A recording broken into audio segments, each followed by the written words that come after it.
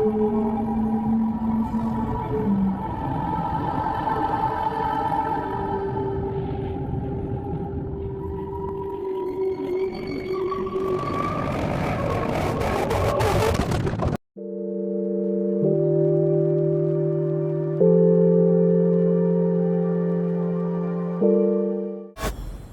genesis of mathematical knowledge. Gods as geometric forms. In the vast expanse of what would one day be called Anatolia, when the world was younger and the ice had only recently retreated, two bands of Cro-Magnon proto-humans moved like shadows across the endless steppe. We know them from their fossil records as the Kenti and the Ashura. Names they would never know, for they had no words for themselves as distinct from the breathing world around them. The Kenti followed the great herds of aurochs, their lives a simple algorithm. Hunger meant movement, satiation meant rest, danger meant silence. They possessed perhaps 200 words, enough to name immediate things, to call warnings, and to express basic needs. Yet within this linguistic simplicity lay three treasures that would reshape the cosmos. The ability to count, HIB, ADH, SEB, 1, 2, 3, the recognition of sameness, SEK acum, this like that, and the perception of form, vamite, the shape that holds. The Ashura, 3 moons to the north, lived by the same invisible rules. They too had their Harib, Nath, Siv, their Zyk Makum, their Wanate. Separated by a few dozen generations from their common ancestors, they had diverged like rivers splitting around a stone, yet the deepest currents of cognition flowed unchanged. Neither band could yet articulate it, but they lived in the tension between chaos and order. The world was flux. Leaves fell, animals died, storms came and went. But within this flux, patterns persisted. The moon's phases, the return of seasons, the fact that 3 stones would always be 3 stones, regardless of their size, color, or placement.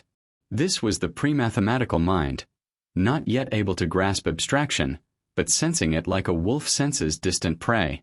The great drought and shared understanding. The great drought came in the season when berries should have ripened. Both bands found themselves drawn to the same river valley, following the same desperate herds. The Kenti arrived first, their children already weak from hunger. The Ashura came 3 days later, their faces gaunt from the same privation. At first, they watched each other across the narrowing stream. Strange humans, yet not different. The rhythm of their movements, the way they napped stone, the cadence of their speech. Something echoed between them, like looking into dark water and seeing not your reflection, but the outline of a form you recognized without knowing why. The breakthrough came when a child from one band fell into the stream. Without thought, adults from both sides dove in. As they pulled the children to safety, they heard it. Hama, Amma, mother, mother. The word was the same, not identical, but recognizably so, like 2 flames from the same fire. That night, the band shared their meager food. HIB fish for Sieve children. SEK Makum adults from each band tended the fire. The numbers and concepts worked across the language barrier, conveying meaning that transcended sound. The first abstraction, DVA. On the 3rd day, as the herds moved on and both bands prepared to follow, the wisest among them felt compelled to attempt something unprecedented. A conversation between minds separated by millennia yet joined by the deep grammar of cognition. Keth of the Kenti had eyes that tracked the paths of stars and fingers that carved spirals into bone.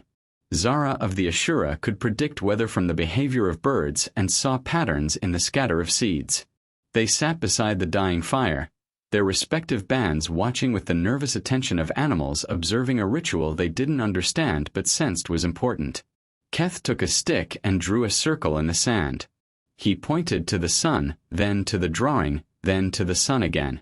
He said, Nizu. Zara nodded, understanding instantly. She pointed to the same circle, then to the sun, and said, Zola.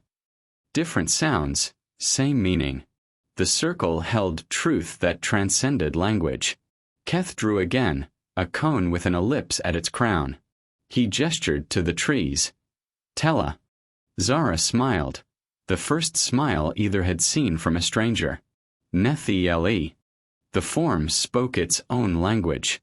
They continued, wavy lines for water, triangles for peaks, spirals for the movement of wind. Each drawing was a bridge between minds, a shared recognition of the patterns that underlay the chaotic surface of existence.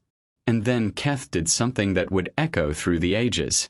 He drew 4 straight lines, meeting at corners, enclosing space. A square. Zara stared at the drawing. She looked around the landscape, rolling hills, curved rivers, the organic chaos of nature. Nowhere did this form exist.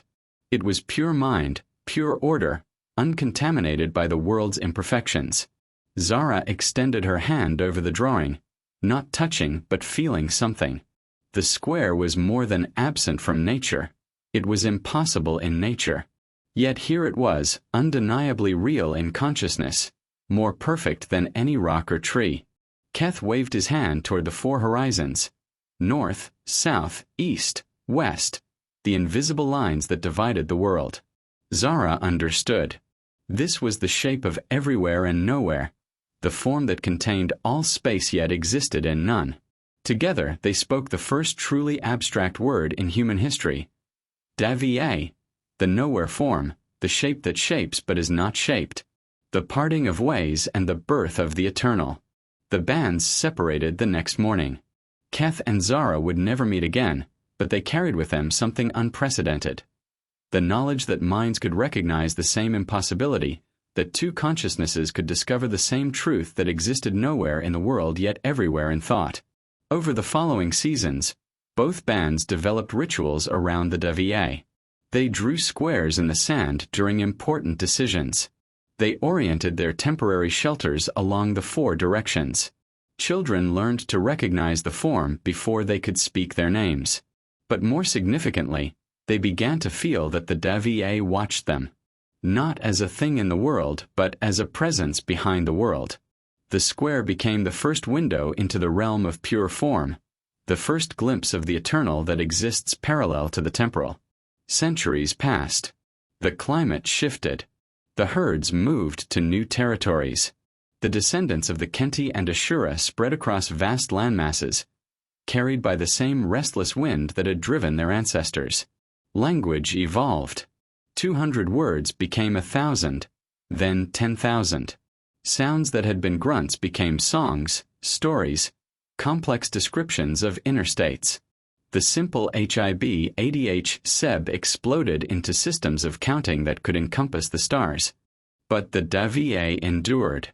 In both lineages, it evolved from word to concept to cosmic principle.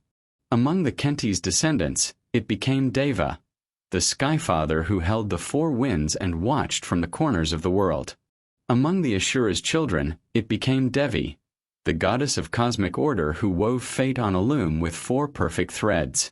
When their descendants finally met again, bronze-wielding traders in the markets of emerging cities, they could not understand each other's speech. The languages had diverged beyond recognition. But they could count, and they could recognize shapes, and in their temples and art, they saw the same sacred geometry. Squares, circles, triangles, spirals. The priests of both traditions built their holy places as perfect squares, their altars as precise circles, their sacred mountains as geometrically perfect pyramids. They had forgotten that these forms were born from 2 minds recognizing the same impossible truth, but they remembered that in these shapes lay something eternal. Mathematics had become mythology, and gods were created as geometric forms shaped like ourselves.